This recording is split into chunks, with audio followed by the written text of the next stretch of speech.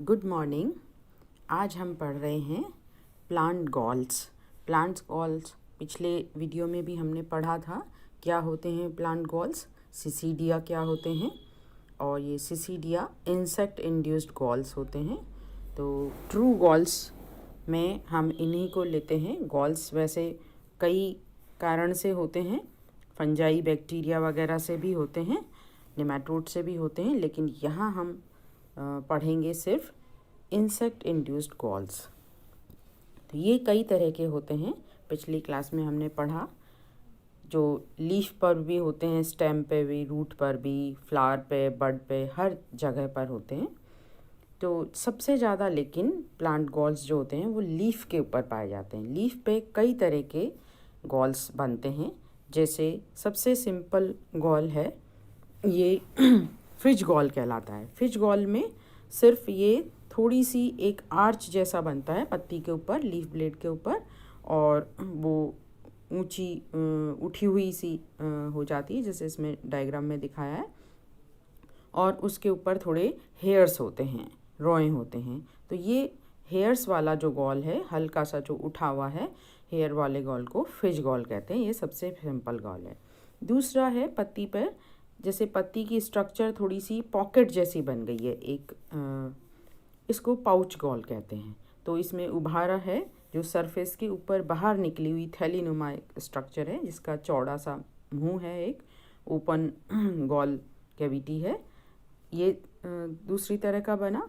तीसरी तरह का गॉल है जिसमें पाउच गॉल जो है उसमें काफ़ी स्वेलिंग हो गई है। उसकी सरफेस जो उसकी जो वॉल्स हैं वो काफ़ी मोटी हो गई हैं, और उसकी वजह से जो ऑस्टियोल है, ओपनिंग है, वो एकदम ख़त्म हो गई है।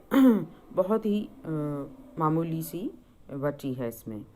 चौथा ये गॉल है जिसमें ये जो पाउच है इसके अंदर की तरफ भी काफ़ी इमरजेंसेस आ गए हैं, काफ़ी, यानी स्वेलिंग बहुत ज़्यादा हो गई है और फोल्डिंग्स उसके अंदर आ गई हैं। पांचवी तरह का ये गॉल है जिसमें, ये भी पाउच गॉल है, जिसमें ऊपर की सरफेस स्मूथ ना होके लोब्ड हो गई है। या फिर नेक्स्ट गॉल है सिरेटोनियन गॉल, जिसमें इसकी जो सरफेस गोल ना होके लंबी सींग जैसी बन गई है, हॉर्न जैसी। इसको सिरेटोनियन गॉल कहते हैं। या नेक्स्ट है इसमें सिफेलोनियन गॉल। सिफेलोनियन गॉल में एक क्लब शेप्ड स्ट्रक्चर हो गई है, जिसमें नीचे थोड़ा सा स्टॉक होता है और ऊपर सिर जैसा स्ट्रक्चर होती है, गोल होती है, मुग्दर के आकार की। नेक्स्ट है पैलेट का या बटन गॉल। तो इसमें ऊपर और नीचे दोनों तरफ स्वेलिंग आ रही है। अभी अभी हमने जो ऊपर ये सारे देखे, इसमें जो अपर सरफेस है उसके ऊपर ही स्वेलिंग है। ज़्यादातर जो गॉल होते हैं उसमें अपर सरफेस की तरफ स्वेलिंग होती है, लीफ ब्लेड के ऊपर।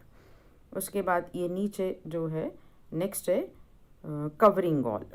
कवरिंग गॉल में जो लीफ की सरफेस है उसके ऊपर जैसे इंसेक्ट है, और उसके आसपास का जो एरिया है उसमें आउटग्रोथ हो जाती है और उसको पूरा ये कवर कर लेता है। ये टिश्यू जो है वो पूरा कवर कर लेता है। इस तरह से कवर्ड गॉल बनता है। बाद में इसमें ऑस्टियोल है वो ख़त्म भी हो सकता है और अंदर पूरा बंद हो जाता है इंसेक्ट। या फिर इस तरह का ये 8वें नंबर का पाउच गॉल है। इसमें जो लीफ ब्लेड है वो उसमें डाउनवर्ड कर्विंग हो गई है और उसके ऊपर फिर ये गॉल बना हुआ है, कवरिंग गॉल है। और एक और ये गॉल है, इसमें चारों तरफ उसमें हेयर्स हैं बहुत सारे, ऊपर नीचे सारे हेयर्स आ गए हैं। तो फिश गॉल हेयर वाले गॉल को कहते हैं, जिसमें ऊपर नीचे हेयर्स होते हैं, और हेयर्स को एरिनियम भी कहते हैं। एरिनियम वो आउटग्रोथ है, हेयरी आउटग्रोथ है, जो अनडिफरेंशिएटेड होती है और काफ़ी लंबे लंबे होते हैं। एरिनियल आउटग्रोथ जो है वो बाहरी सरफेस को भी कवर करती है, और कई बार अंदर भी जो गॉल कैविटी है उसके अंदर की जो लाइनिंग है उसमें भी बहुत सारे एरिनियल हेयर्स होते हैं। और कई बार ये एरिनियल हेयर्स जो है न्यूट्रिटिव हेयर भी होते हैं, न्यूट्रिशन का काम करते हैं। और सेल, तो ये हमने कई तरह के पढ़े। पाउच गॉल्स और कवरिंग गॉल्स, लीफ गॉल्स, तरह तरह के अलग अलग उनकी शेप के अकॉर्डिंग हम इनको नाम देते हैं। लोब्ड गॉल है, सेरेटोनियन है या सिफेलोनियन है, या सिंपल पाउच गॉल है, या सिंपल फिश गॉल है। तो ये जो गॉल हैं वो टिश्यू की जो वृद्धि होती है, जहाँ भी कोई इंसेक्ट है उसके आसपास चारों तरफ लोकलाइज्ड सेल डिवीज़न होता है, और ये सिस्टमिक नहीं होता है, कैंसर की तरह नहीं होता है कि पूरे प्लांट में ही फैल जाए। लोकलाइज्ड होता है। जो भी ये जो प्लांट गॉल्स हैं, सिसिडोजिनस गॉल्स हैं हम जिनके बारे में पढ़ रहे हैं, ये सारे नॉन कैंसरस गॉल होते हैं। पिछले वीडियो में हमने पढ़ा था ये सब नॉन कैंसरस बेनाइन गॉल्स हैं। तो इनमें लोकलाइज्ड ही सेल ग्रोथ होती है। आसपास की जो सेल्स हैं उसमें हाइपरट्रॉफी होती है, हाइपरप्लाजिया होता है, तो वो लोकलाइज्ड होता है। वो रेडियल भी हो सकता है, वर्टिकल भी हो सकता है, टेंजेंशियल ग्रोथ हो सकती है, किसी भी तरह से ये ग्रोथ हो सकती है। तो ये ग्रोथ किस तरह से ग्रोथ हो रही है उसके हिसाब से ही वो गॉल बनता है, कि उसमें पाउच जैसा गॉल बन रहा है या किसी और दूसरी तरह का गॉल बन रहा है। और उसमें एरिनियल हेयर्स ऊपर और नीचे भी हैं, इसमें ये डायग्राम में दिखा रखा, इस तरह के भी हो सकता है, और बिना एरिनियल ग्रोथ वाला भी गॉल हो सकता है। तो ये तो लीफ गॉल के बारे में हमने पढ़ा। दूसरा है रिंडन गॉल्स या कॉर्टिकल गॉल्स। तो रिंडन गॉल या कॉर्टिकल गॉल उनमें कहते हैं जहाँ जो सिसिडोजेनिक सेंटर है वो सब एपिडर्मल होता है, यानी कॉर्टेक्स के अंदर होता है, एपिडर्मिस के नीचे होता है। तो वहाँ टिश्यू की ग्रोथ होती जाती है, बढ़ता जाता है, और एक साइड में जैसे ये वृद्धि हो गई है, ये जो स्टेम है या रूट है उसमें हो सकता है ये, और साइड में एक उभार निकल गया है, तो ये रिंडन गॉल कहलाता है। ये सिंपल रिंडन गॉल है। इधर साइड में जो दूसरा डायग्राम है इसमें बहुत सारे ऐसे सेंटर्स बन गए हैं, गॉल सेंटर्स बन गए, कई सारे सेंटर बन गए हैं। तो ये कॉम्प्लेक्स रिंडन गॉल। ये डायग्राम इसमें दिखाया है किस तरह से ये गॉल है। गॉल में एरिनियल हेयर्स हैं, बाहर सरफेस पर भी हैं और अंदर भी हैं। अंदर वाले ये न्यूट्रिटिव हेयर्स बन गए हैं, और ये बीच का जो इसकी वॉल है गॉल की, ये फुली हुई है, स्वेलिंग हो रही है, इसमें बहुत सारी पेरेन्काइमा सेल्स हैं, पेरेन्काइमेटल सेल से बना हुआ है। और इसमें स्क्लेरेन्काइमा भी होता है, एक लेयर स्क्लेरेन्काइमा की है। और ये दोनों आपको डायग्राम है जिसमें ये एरिनियल हेयर्स दिख रहे हैं और गॉल कैविटी दिख रही है, और गॉल के जो माउथ के ऊपर भी एरिनियल हेयर्स यहाँ पर नज़र आ रहे हैं। कई जो रिंडन गॉल्स होते हैं यानी जो कॉर्टिकल गॉल हैं वो क्या अंदर ही अंदर ग्रो करते हैं, एपिडर्मिस के अंदर बढ़ रहे होते हैं वो, और उसमें एपिडर्मिस कई बार नहीं बढ़ती है और अंदर अंदर जो कॉर्टिकल टिश्यू बढ़ता रहता है। तो फिर बाद में एक समय बाद एपिडर्मिस टूट जाएगी, बर्स्ट हो जाएगी, रप्चर हो जाएगी। तो इस तरह के गॉल को कहते हैं इरप्टिंग गॉल्स। तो जो शुरू में तो दिखाई नहीं देते हैं, बाद में एपिडर्मिस के टूटने पर वो गॉल बाहर निकल के आते हैं। कवरिंग गॉल अभी हमने पढ़ा, जिसमें सिसिडोजोआ जो है उसके आसपास चारों तरफ जो टिश्यू है वो वृद्धि करने लग जाता है, और जैसे लीफ की सरफेस के ऊपर ही एक कवर हो गया वो सिसिडोजोआ, और इस तरह से कवरिंग गॉल बन गया। दूसरा है फोल्ड गॉल्स। फोल्ड गॉल्स में जैसे जो बड कंडीशन में लीफ है, लीफ अभी अनरोल नहीं हुई है और उससे पहले ही जो इंसेक्ट की वजह से इसमें स्वेलिंग आ गई है और उसकी जो ग्रोथ है आगे रुक जाती है, उसका डिफरेंशिएशन है वो भी रुक जाता है, और ऐसे ही फोल्ड कंडीशन में स्वेलिंग के साथ ये रूडिमेंट्री इसमें ग्रोथ होती है, ग्रोथ सप्रेस हो जाती है, इसको कहते हैं फोल्ड गॉल। ये कवरिंग गॉल दिखा रखा है, पहले भी इसका बताया था। Roll gall. तो फोल्ड गॉल तो जो है वो बड कंडीशन में ही जो लीफ है वो फोल्ड की फोल्ड ही रह गई है, और आगे उसका ग्रोथ नहीं हो पाई है, डिफरेंशिएशन नहीं हो पाई। रोल गॉल में जब लीफ यह फुली एक्सपेंडेड लीफ है और उसमें कोई इंसेक्ट आता है तो उस इंसेक्ट की वजह से वो उसकी रोलिंग हो जाती है, साइड से जो उसके मार्जिन है वो रोल हो गए हैं, और ये रोल होने के बाद इसमें स्वेलिंग भी आ जाती है। रोल सिंपल मार्जिन से होते हैं, और ज़्यादातर ये जो रोल हैं वो अपर साइड की तरफ होते हैं, बहुत कम है जहाँ लोअर साइड की तरफ रोल होती है लीफ। तो ऊपर की तरफ ये रोल हो जाते हैं, दोनों तरफ से रोल होते हैं, और मिड रिब की तरफ रोल हो जाते हैं, और अंदर स्वेलिंग भी आ जाती है।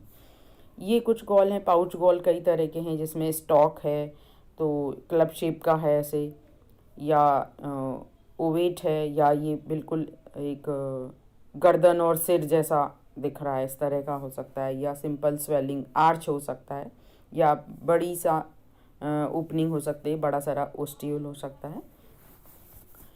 नेक्स्ट है बड गॉल्स। बड गॉल में क्या होता है कि जो बड है, एक्सिलरी बड है या एपिकल बड है, उसमें जो बहुत सारी नोड्स होती हैं, इंटर नोड्स होती हैं, तो इंटर नोड्स की जो वृद्धि है वो रुक जाती है, और तो वो जो ब्रांच है वो ऐसे लगती है जैसे कि एक पत्ता गोभी हो, मिनिएचर पत्ता गोभी हो, उस तरह से ही उसकी वृद्धि रुक जाती है उसमें, और स्वेलिंग हो जाती है, और ये पाइन कोन की तरह से या कैबेज की तरह दिखती है। इसको रोजेट गॉल भी कहते हैं या बड गॉल कहते हैं।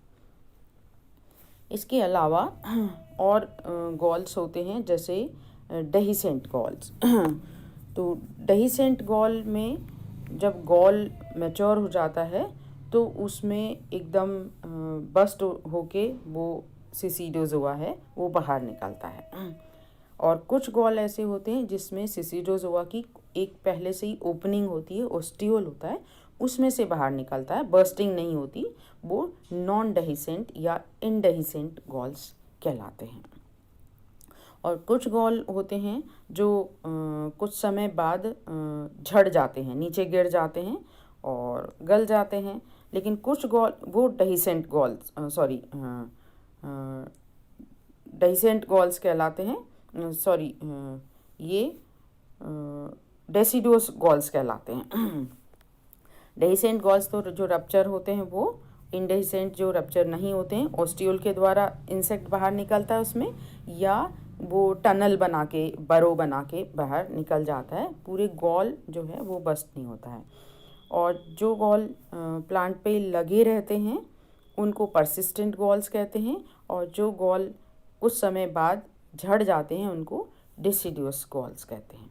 परसिस्टेंट गॉल्स में कई बार क्या होता है, जो हम सालों तक लगे रहते हैं, तो इंसेक्ट तो निकल गया, उसके बाद भी वो लगे हुए हैं उसके ऊपर, तो उसमें जो दूसरे जो सक्सेसोराई हैं वो आ जाते हैं, दूसरे एनिमल्स आ जाते हैं, सेकेंडरी एनिमल आ जाते हैं। तो सक्सेसोराई जो होते हैं वो प्लांट गॉल की वजह नहीं होते, प्लांट गॉल उनकी वजह से नहीं होता, प्लांट गॉल पहले से बना हुआ था और वो इंसेक्ट अपनी लाइफ साइकिल पूरी करके निकल गया है, और अब दूसरे सेकेंडरी जो ऑर्गेनिजम्स हैं वो आ जाते हैं। इसके अलावा कुछ इनक्विलाइंस भी आ जाते हैं, जो ये मतलब एक तरह से किराएदार उनको हम कह सकते हैं, वो उसमें रहने आ जाते हैं, साथ में सक्सेसोराई भी रह रहे हैं, साथ में इनक्विलाइंस भी रह रहे हैं, कई जैसे चींटियाँ वगैरह होती हैं वो रहने लग जाती हैं, दूसरी माइट्स हैं वो भी रहने लग जाती हैं उसके अंदर। और कई बार ये जो सक्सेसोराई हैं या इनक्विलाइंस हैं, इनके ऊपर भी और पैरासाइट रहने लग जाते हैं, उनके ऊपर और हाइपर पैरासाइट भी रहने लग जाते हैं। तो इस तरह से ये जो गॉल्स हैं ये बहुत सारे जो इंसेक्ट्स हैं, ऑर्गेनिजम्स हैं, उनकी जगह होते हैं। तो ये हमने देखा बहुत तरह के गॉल्स, किस किस तरह की शेप के गॉल होते हैं। ज़्यादातर जो प्लांट गॉल्स होते हैं वो लीफ गॉल पाए जाते हैं, इसलिए लीफ गॉल में बहुत तरह की वैरायटी होती हैं, या ये बहुत कम ऐसे भी होते हैं जो शूट गॉल भी होते हैं, शूट रिंडन गॉल, कॉर्टिकल गॉल भी होते हैं, कुछ बड गॉल, फ्लावर गॉल, और हर पार्ट पे गॉल मिल सकते हैं। नेक्स्ट क्लास में अभी हम कुछ राजस्थान में पाए जाने वाले डिफरेंट गॉल्स के बारे में पढ़ेंगे। Thank you.